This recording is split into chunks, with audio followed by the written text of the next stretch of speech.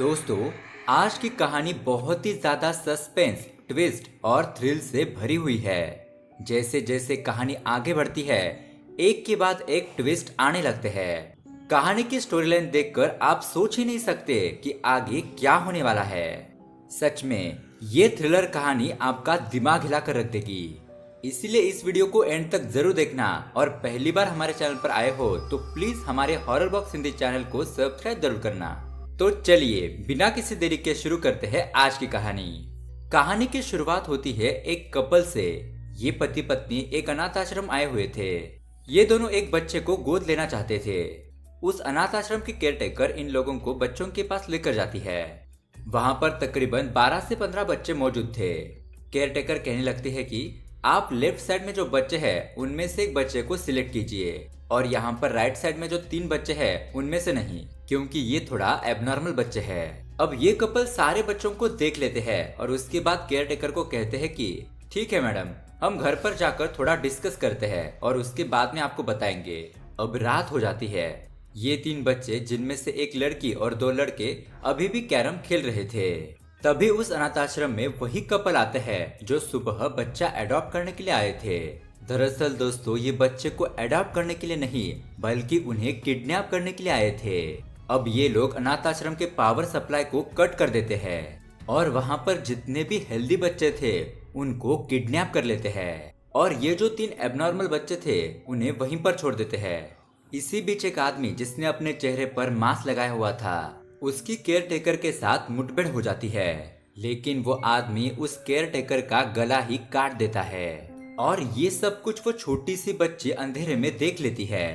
अब सुबह हो जाती है और अनाथ आश्रम में पुलिस पहुंच जाती है इन्वेस्टिगेशन करने के लिए। वो छोटी बच्ची बताती है कि मैंने हत्या होते हुए नहीं देखा सर, लेकिन मैंने उसकी आवाज सुनी थी। पुलिस कहता है कि सुनने से काम नहीं चलेगा बेटा, देखना चाहिए था। किसी भी केस में आई विटनेस बहुत जरूरी होता है। इस तरह से अब आगे पुलिस को कुछ भी सबूत नहीं मिलता और वो आगे की कार्रवाई नहीं करते। उसके बाद बहुत साल बीत जाते हैं और हम एक लड़की को देखते हैं। इस लड़की का नाम है मैरी, जो कि एक हॉस्पिटल में काम करती है। उस हॉस्पिटल में कांताराव नाम का एक डॉक्टर होता है। उसकी मैरी पर बुरी नजर थी।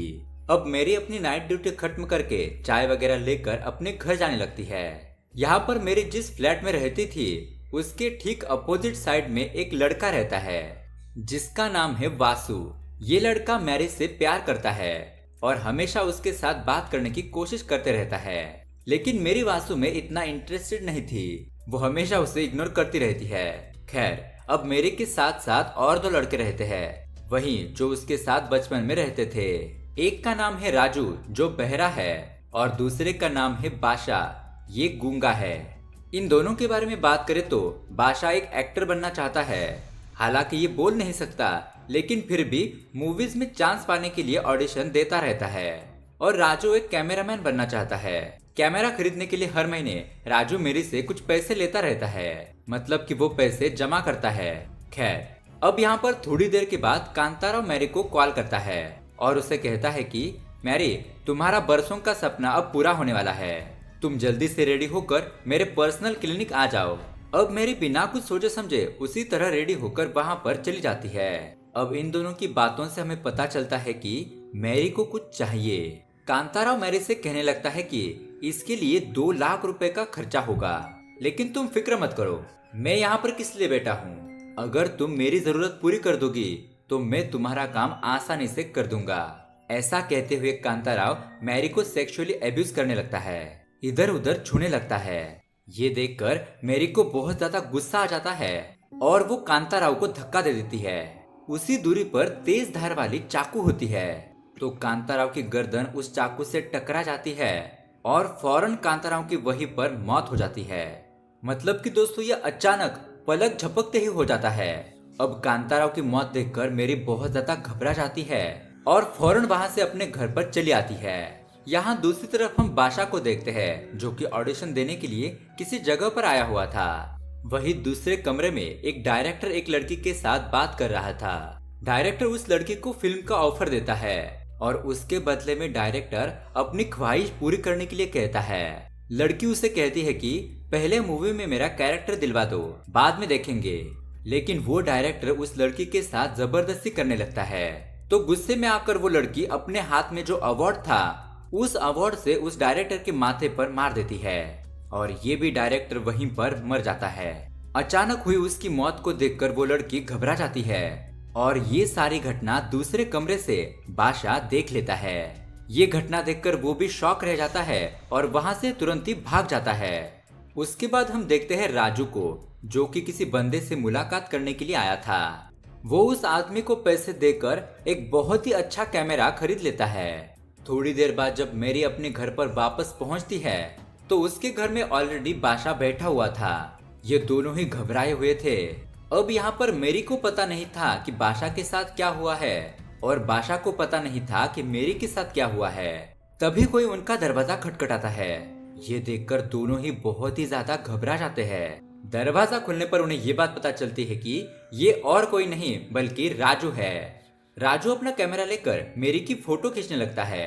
तभी बादशाह ये देखता है कि राजू के चेहरे पर कुछ चोटें आई हुई है, जिसका मतलब कि राजू किसी से मार खाकर आया है। अब राजू इन दोनों को अपने साथ हुआ किस्सा बताने लगता है।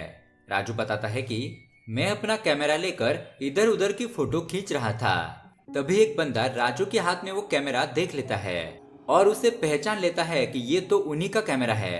अब राजू तो बेचारा बहरा है। वो लोग कुछ और बोल रहे थे और राजू को कुछ और समझ में आ रहा था। इस तरह से अब वो लोग राजू के हाथ से वो कैमरा छीन लेते हैं और उसे मारने पीटने लगते हैं। उसके बाद राजू कुछ ऑडिशन प्लेसेस पर जाता है जहाँ पर बादशाह गया हुआ था। उसी जगह पर राजू को एक कैमरा दिखाई देता है। वो आसपास देखता है तो कोई नहीं था, इसीलिए राजू उस कैमरे को अपने साथ लेकर आ जाता है। इस तरह से जब राजू मेरी को उस कैमरे के फोटोज दिखा रहा था, इसी दरमियान इन दोनों को एक वीडियो नजर आता है। इस वीडियो में उस डायरेक्टर ने उस कैमरे को वहीं पर छुपा रखा था, क्योंकि ये डायरेक्टर उस लड़की के साथ गलत काम करके उसका वीडियो बनाकर उससे ब्लैकमेल करना चाहता था। अब इस वीडियो को देखने के बाद बादशाह फौरन मेरी और राजू के पास आकर कहने लगता है कि इस चीज को तो मैंने अपनी आंखों से देखा। अब देखो, ये लड़की इस डायरेक्टर को मार देगी और सेम उसी तरह से वो लड़की उस डायरेक्टर को मार देती है। तभी थोड़ी देर बाद वहां पर उस लड़की का पति आ जाता है। उसके पति का नाम है प्रभाकर और ये एक इंस्पेक्टर है। दरअसल दोस्तों, प्रभाकर अपनी वाइफ को रंगे हाथ पकड़ना चाहता था, लेकिन यहाँ पर तो कुछ और ही मामला हो जाता है। शॉकिंग बात ये थी कि वो डायरेक्टर अभी भी मरा नहीं था। तो प्रभाकर अपनी वाइफ को कंट्रोल में लाने के लिए उस डायरेक्टर को कुचल कुचल कर मार देता है और उसकी लाश को ठिकाने भी लगा देता है। तभी वो कैमरा वहां से निकलकर नीचे गिर गया था और वही कैमरा राजू के हाथ लग गया। अब दोस्तों, उसके थोड़ी देर बाद मेरी के घर पर वही इंस्पेक्टर प्रभाकर आ जाता है, क्योंकि इंस्पेक्टर को कांताराव के मौत के बारे में पता चल चुका था और मेरी भी उसी अस्पताल में काम करती थी। इसीलिए उस डॉक्टर के मौत के बारे में पूछताछ करने के लिए प्रभाकर मेरी के घर पर आ गया था। मेरी इंस्पेक्टर से कहती है कि मुझे इस बारे में कुछ भी पता नहीं है सर, मेरी आज नाइट शिफ्ट है ना। तभी वहां पर प्रभाकर को कैमरा दिखाई देता है और वो उस कैमरा के फुटेज को चेक करने लगता है। तभी शेखर नाम का एक गुंडा प्रभाकर को कॉल करता है, क्योंकि प्रभाकर ने उसके 2 आदमियों को पकड़ लिया था। अब प्रभाकर उनसे और थोड़ी पूछताछ करता है और वहां से चला जाता है। प्रभाकर के जाने के बाद मैरी अपने साथ जो घटना हुई उसके बारे में उन दोनों को बताती है कि मैंने ही गलती से कांताराव को मार दिया।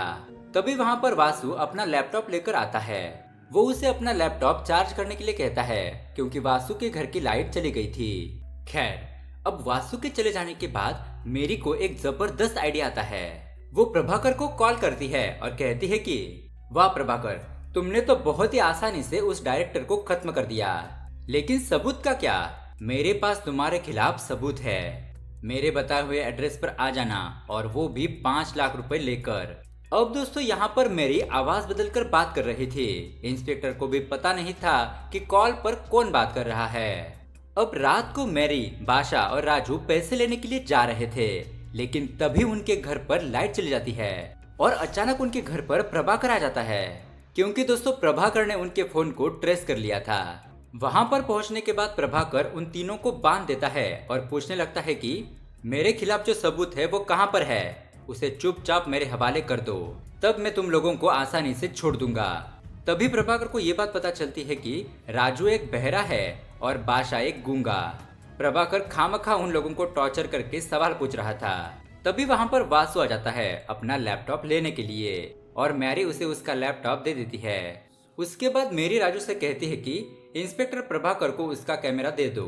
अब प्रभाकर उस कैमरे को लेने के बाद उसे फोड़ देता है, यानी कि सारे सबूत मिटा देता है। अब सारे सबूत मिटा देने के बाद प्रभाकर ये ठान लेता है कि इन 3 लोगों को मार देगा, क्योंकि इन 3 लोगों को उसके कांड के बारे में पता है। ये कभी भी इसके खिलाफ हो सकते हैं। लेकिन तभी मेरी प्रभाकर को अपने सामने बिठाकर एक जबरदस्त ट्विस्ट बताती है। वो उसे कहती है कि साहब, मैंने बचपन से ही बहुत नजदीक से मौत को देखा है। जब हम लोग छोटे थे तब एक दिन हम कैरम खेल रहे थे तो हमारे अनाथ आश्रम में कुछ गुंडे घुस आए। उन्होंने मेरी माँ को मार दिया और मेरी माँ ने मुझे राजू और बादशाह का ख्याल रखने के लिए कहा था। और दोस्तों, यहाँ पर हमें एक शॉकिंग बात पता चलती है कि मैरी अंधी है, इसीलिए मेरी अपनी आंखों का इलाज करने के लिए अस्पताल में नौकरी करती थी। दरअसल दोस्तों, मेरी पूरी तरीके से अंधी नहीं थी, उसे धुंधला धुंधला दिखाई देता था और अपनी आंखों का इलाज करने के लिए वो कांताराव डॉक्टर से बात करती थी। डॉक्टर कांताराव ने ही उसे कॉन्टैक्ट लेंस दिए थे और कॉन्टैक्ट लेंस के बिना उसे कुछ भी दिखाई नहीं देता था। अब इस तरह से मेरी प्रभाकर से कहती है कि तुम्हारे खिलाफ जो सबूत है वो अभी खत्म नहीं हुआ है, वो वासु के लैपटॉप में अभी भी सेफ है। अगर तुमने हम लोगों के साथ कुछ भी किया तो तुम्हारी वो वीडियो पूरे शहर में वायरल हो जाएगी। तो चुपचाप तुम हमें 5,12,000 रुपए दे दो। दोस्तों, यहाँ पर एक्स्ट्रा के 12,000 जो है वो कैमरे के थे जो उसने फोड़ा था। अब प्रभाकर वहां से चला जाता है और यहाँ मैरी घर से बाहर आकर राजू और बादशाह को बताती है कि मेरे पास ऐसा कुछ भी सबूत नहीं है, अपनी जान बचाने के लिए मैंने यह सब कुछ झूठ कहा। अब हमें तुरंत ही इस शहर को छोड़ना होगा, वरना प्रभाकर हमें जान से मार देगा। अब यहाँ पर प्रभाकर अपने घर पर जा रहा था। रास्ते में वो अपने दोस्तों को कॉल करता है पैसे अरेंज करने के लिए। तभी उसे रास्ते में वासु दिखाई देता है जो कि लैपटॉप यूज कर रहा था। प्रभाकर वासु के पास जाता है और उस वीडियो के बारे में पूछने लगता है। अब वासु को तो इसके बारे में कुछ भी पता नहीं था, वो उसे कुछ और ही वीडियो दिखाने लगता है, मतलब आप समझ जाओ। खैर, अब प्रभाकर उसका लैपटॉप छीनकर मैरी के घर पर चला जाता है, लेकिन वो तीनों वहां से फरार हो चुके थे। अब हम देखते हैं कि वो तीनों शेखर नाम के गुंडे के पास आ जाते हैं। आपको याद होगा, जब प्रभाकर मैरी के घर पर आया था तो प्रभाकर को इसी शेखर गुंडे का कॉल आया था। इससे मैरी समझ जाती है कि शेखर प्रभाकर का दुश्मन है, इसीलिए वो तय करती है कि वो उसकी मदद लेगी। मैरी जब शेखर के पास आती है तो शेखर उनकी कोई भी बात नहीं सुनता। तब मैरी यहाँ पर एक चाल चलती है और कहती है कि सर, मेरे पास प्रभाकर के खिलाफ एक सबूत है जिससे कि आप उसे उंगलियों पर नचा सकते हैं। मुझे पता है कि आपके 2 आदमी इंस्पेक्टर प्रभाकर ने पकड़ लिए हैं। मैं आपको बताती हूँ, प्रभाकर ने एक डायरेक्टर का खून कर दिया है और उसी का सबूत मेरे पास है। लेकिन दोस्तों, असलियत में उसके पास कोई भी सबूत नहीं था, वो बस यहाँ पर झूठ बोल रही थी। मैरी उस सबूत के बदले उन्हें किसी सुरक्षित शहर पर पहुंचाने के लिए कहती है। अब इस बात को कंफर्म करने के लिए शेखर प्रभाकर को कॉल करता है और उस वीडियो के बारे में बात करने लगता है। प्रभाकर ये सुनकर शॉक रह जाता है। तब जाकर शेखर को यकीन होता है कि मैरी के पास प्रभाकर के खिलाफ सबूत है। अब शेखर सबूत के बारे में पूछता है तो मैरी कहती है कि सर, वो सबूत हमारे पास सेफ है, आप हमें सेफली दूसरी जगह पर पहुंचा दो, मैं आपको वो सबूत दे दूंगी। इसी के साथ मैरी ये कहती है कि हम तीनों लोग अनाथ हैं। अब ये सुनकर शेखर और भी ज्यादा पिघल जाता है और उन तीनों की मदद करने की ठान लेता है। अब वो तीनों खाना खाते हैं और थोड़ी देर बाद मैरी जब हाथ धोने के लिए बाहर जाती है तो वहाँ पर बगल में शेखर किसी से फोन पर बात कर रहा था। वो उसे कहता है कि अरे, अभी अभी हमारे यहाँ पर 3 बकरे आए हैं, बहुत ही अच्छा माल है उनके अंदर, उसका हमें बहुत ज्यादा पैसा मिलेगा। और दोस्तों, शेखर जिस तरह से बात कर रहा था, ये बातें सुनकर मेरी को इस बात का पता चलता है कि बचपन में उनके अनाथ आश्रम में जो आदमी आए थे वो शेखर के ही आदमी थे और शेखर ने ही उसकी माँ को मार दिया था। मतलब दोस्तों, यहाँ पर शेखर इंसानों के बॉडी पार्ट्स का बिजनेस करता है। अब ये बात जानने के बाद मैरी शेखर से कहती है कि सर, हम लोगों को जाने दीजिए, हम सबूत लेकर आते हैं। शेखर कहता है कि तुम अकेली सबूत लेकर आ जाओ, इन दोनों को यहीं पर रहने दो। और वो मैरी के साथ अपना एक आदमी भेज देता है। अब सबसे पहले मेरी प्रभाकर के घर पर जाती है और उस आदमी से कहती है कि ये सबूत प्रभाकर के घर पर ही है। उसके बाद वो मेडिकल जाती है और एक धार चाकू ले लेती है और दोबारा से मेरी राजू और बादशाह के पास आ जाती है। वहां पर उन्हें वो एक मेमोरी कार्ड दिखाती है और कहती है कि इसमें है सबूत। मेरी बताती है कि थोड़ी देर पहले वो प्रभाकर के घर पर गई थी। उस वक्त प्रभाकर घर पर नहीं था, उसकी वाइफ थी। प्रभाकर के बेबी को वो यकीन दिलाने लगती है कि प्रभाकर ने जिस डायरेक्टर को मारा है वो मेरा भाई है और मुझे पता है कि तुमने और प्रभाकर ने मिलकर ही मेरे भाई को मारा है। लेकिन तुम चिंता मत करो, तुम इसमें नहीं फंसोगी, तुम्हारा हस्बैंड फंसेगा। तुम्हें बस उस घटना का बयान देना होगा। और मेरी उस बयान को अपने फोन में रिकॉर्ड कर लेती है, जिससे कि मेरी को प्रभाकर के खिलाफ सबूत मिल ही जाता है। उसके बाद मेरी राजू और बादशाह को कहती है कि ये शेखर अच्छा इंसान नहीं है, ये वही आदमी है जिसने हमें बचपन में अनाथ किया। अब ये तीनों वहां से फौरन भाग नहीं सकते थे। उसके बाद शेखर इन 3 लोगों को एक जगह पर लेकर आता है और ये एक छोटा सा हॉस्पिटल था। ये देखकर मेरे को यकीन हो जाता है कि शेखर उनके बॉडी के पार्ट्स निकाल कर बेचने वाला है।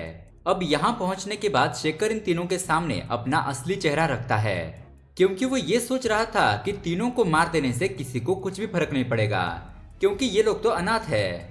शेखर की बातें सुनकर मेरी हंसने लगती है और तभी वहां पर इंस्पेक्टर प्रभाकर आ जाता है। जी हाँ दोस्तों, दरअसल दोस्तों बात यह है कि मेरी जब बाहर गई थी तब उसने प्रभाकर को कॉल किया था और वो प्रभाकर से कहती है कि पहले मेरे पास तुम्हारे खिलाफ सबूत नहीं था, लेकिन अब मेरे पास पक्का सबूत है, क्योंकि तुम्हारी वाइफ ने ही तुम्हारे खिलाफ बयान दिया है। अगर तुम्हारे उसमें थोड़ा सा भी दम है तो तुम शेखर के पास आ जाओ, क्योंकि उसके पास ही वो सबूत है। अब गुस्से में बौखलाया हुआ प्रभाकर वहां पर पहुंच जाता है और अंधाधुंध फायरिंग करने लगता है। फाइनली प्रभाकर शेखर को गोली मारने ही वाला था कि तभी शेखर कहता है, अरे भाई रुको रुको, हम बैठकर बात करते हैं। तुम इस लड़की की बात सुन रहे हो, पहले तो तुम्हें इस लड़की को ही मार देना चाहिए। लेकिन यहाँ पर मेरी कहती है कि देखो प्रभाकर, तुम्हारे पास एक बहुत ही अच्छा मौका है। पुलिस काफी दिनों से शेखर को ढूंढ रही थी, क्योंकि ये इंसानों की बॉडी की स्मगलिंग करता है। अगर तुम इसे पकड़ लोगे तो तुम्हारा शहर में बहुत बड़ा नाम होगा और तुम्हें प्रमोशन भी मिलेगा। ऐसा कहते हुए मेरी उसे लालच देने लगती है।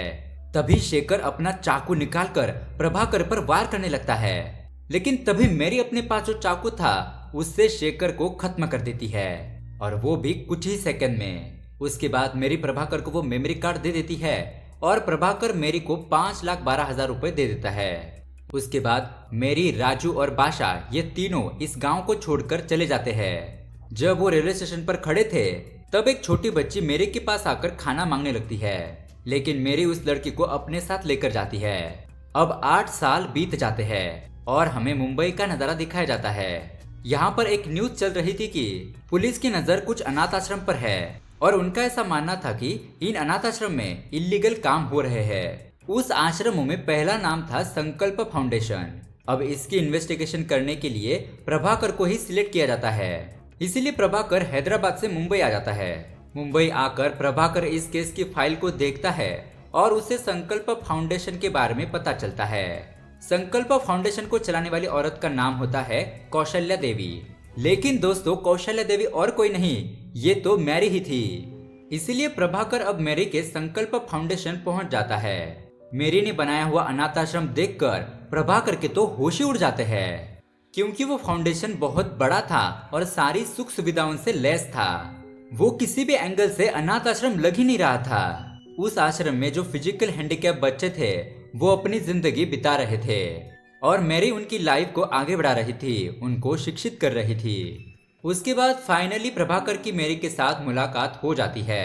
प्रभाकर सोचता है कि 8 साल पहले मैरी को मैं पकड़ नहीं पाया और अब तो ये इतनी बड़ी हस्ती बन चुकी है, तो इस बार मैं इसका क्या ही उखाड़ लूंगा। अब प्रभाकर मैरी के साथ शांति से बात करने लगता है और उसे पूछता है कि तुम यहाँ तक कैसे पहुंची। मैरी बताती है कि तुम्हें तो पता है मेरे कुछ ड्रीम्स थे और जो भी मेरे ड्रीम के सामने आता गया मैं उसको रास्ते से हटाती गई, और आखिरकार यही मेरा काम है, अनाथ बच्चों को सहारा देना। अब मैरी की ऐसी बातें सुनकर प्रभाकर पहली फुर्सत से वहां से निकल जाता है और दोस्तों ये मूवी यहीं पर एंड हो जाती है। तो दोस्तों ट्विस्ट से भरी हुई ये कहानी आपको कैसी लगी हमें कमेंट करके जरूर बताइएगा। साथ ही ऐसे ही अमेजिंग वीडियो देखने के लिए अभी हमारे चैनल को सब्सक्राइब करें। Thanks for watching.